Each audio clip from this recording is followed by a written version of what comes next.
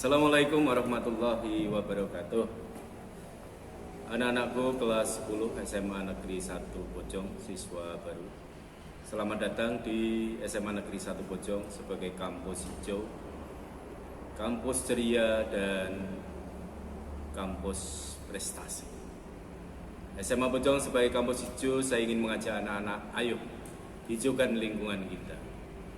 Kampus Bojong sebagai kampus ceria, saya jamin anak-anak di SMA Negeri 1 Bojong tidak akan terjadi bullying, semua harus ceria.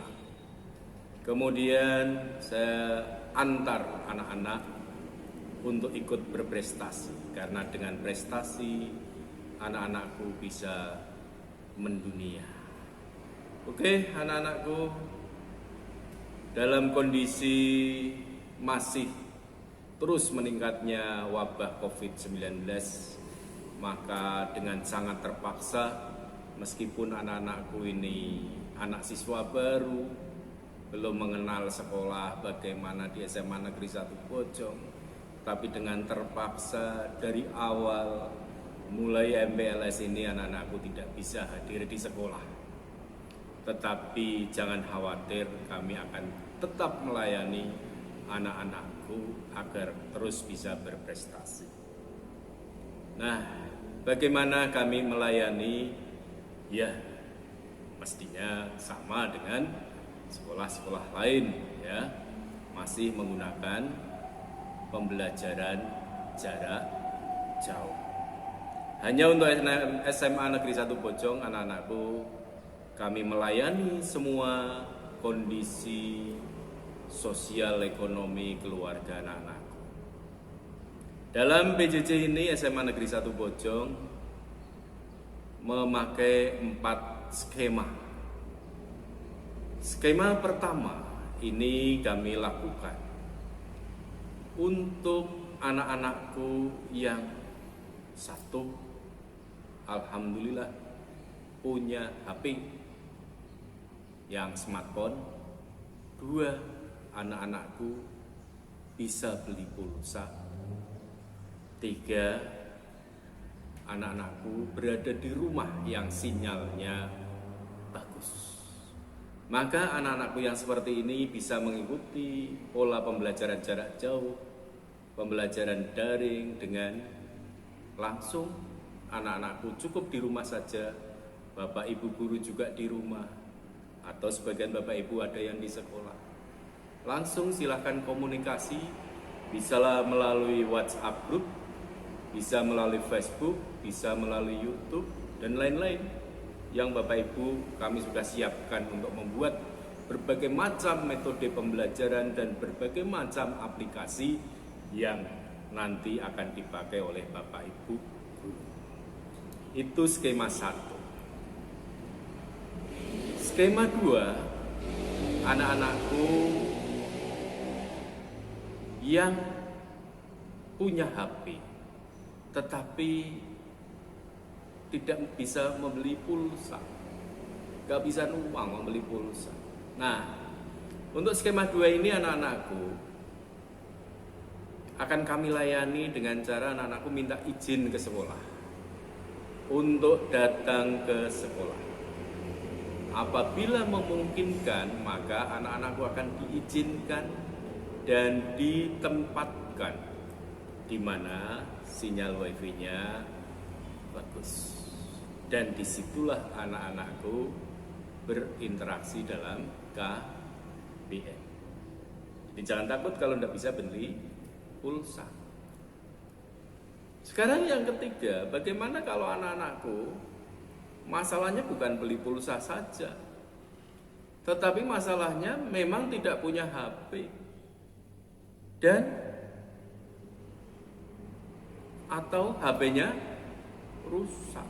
Nah, untuk seperti ini anak-anakku juga kami layani dengan cara bagaimana? Sama, pertama izin mau datang ke sekolah. Kalau memungkinkan, sekolah akan mengizinkan dan anak-anakku bisa menggunakan fasilitas sekolah. Misalnya apa? Tablet yang dimiliki oleh sekolah, komputer yang dimiliki sekolah yang terkoneksi dengan internet, silahkan pakai. tetap dengan memenuhi protokol pencegahan COVID-19. Itu cara ketiga atau skema 3. Skema 4 adalah anak-anakku yang tidak punya HP atau yang HP-nya rusak itu jumlahnya banyak. Sehingga fasilitas sekolah berupa tablet atau komputer yang terkoneksi internet itu sudah dipakai semuanya. Bagaimana kalau masih ada yang lain? Tetap kami tampung, kami fasilitasi dalam ruangan tertentu yang cukup luas. Yang boleh diisi hanya 30% anak saja.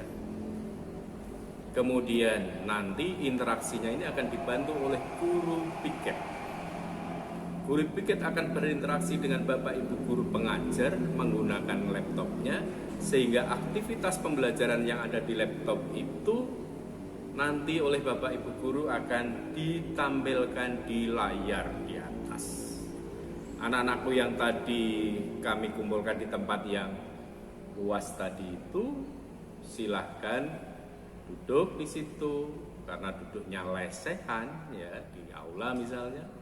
Anakku membawa meja TK itu ya, belajar di situ. Itu skema ke-4. Itu anak-anakku ya. Kemudian bagaimana model atau urut-urutan pembelajarannya di SMA Negeri 1 Bojong? Di SMA Negeri 1 Bojong selain ada kegiatan inti berupa KBM, di SMA Bojong juga ada kegiatan pemantauan. Pemantauan ini dimulai jam 4:30 pagi atau 4.30. Siapa yang melakukan pemantauan? Yang melakukan pemantauan adalah guru agama, guru olahraga, dan guru PK atau wali kelas. Pemantauan itu berlangsung mulai 4.30 sampai jam 8 dimulainya KBM. Maka anak-anakku yang bangun sebelum subuh atau setelah subuh, yang jelas pada waktu sholat subuh. Jadi mohon maaf, ini khusus untuk anak yang beragama Islam. Yang non-Islam nanti akan kami beri kegiatan tersendiri ya. Dalam waktu sholat subuh itu, dalam durasi waktu sholat subuh itu, anak wajib hukumnya lapor kepada Bapak Ibu guru agama. Assalamualaikum misalnya lapornya ya. Assalamualaikum Bapak, lapor saya baru sholat subuh. Assalamualaikum Pak, saya mau sholat subuh. Gitu. Nanti Bapak Ibu guru agama akan menyentang namamu. Oh hari ini Siti Aminah sholat subuh centang. Oh hari ini Fatoni sholat subuh centang. Seperti itu. Lalu setelah sholat subuh ya, anak-anak melakukan kegiatan olahraga. Kegiatan olahraga ini pun harus dilaporkan kepada Bapak Ibu guru olahraga. Jadi kalian laporan berada di luar rumah, bisa foto selfie, lapor ke guru olahraga, Pak, saya mau olahraga, Pak, saya mau jogging. Atau laporannya agak siang sedikit, jam 6:30 misalnya, kamu boleh laporan, Pak, saya selesai olahraga. Kemudian dari jam 6:30, anak-anakku harus membantu orang tua, membantu pekerjaan keluarga. Ya, misalnya apa? Menyapu halaman, menyapu dalam rumah, ngepel lantai. Laporkan itu ke Bapak Ibu guru BK atau ke wali kelas. Laporan anak-anak ini akan kami beri tanda. Semakin banyak anak, checklistnya makin banyak yang ditandai. ini anak-anakku berarti nilainya makin bagus. Apalagi nanti kalau dalam KPM pelajarannya juga bagus. Wah, nilai rapotmu insya Allah akan bagus juga. Itu anak-anakku ya dalam proses pemantauan.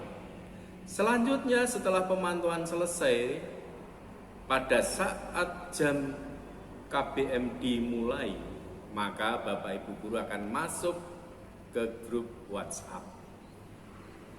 Bapak Ibu akan menyampaikan salam dalam grup WhatsApp. Misalnya, salamnya adalah Assalamualaikum anak-anakku, sehatkah? Maka hukumnya wajib anak-anakku menjawab salam dalam WhatsApp itu dalam rentang 5 menit setelah Bapak Ibu salam.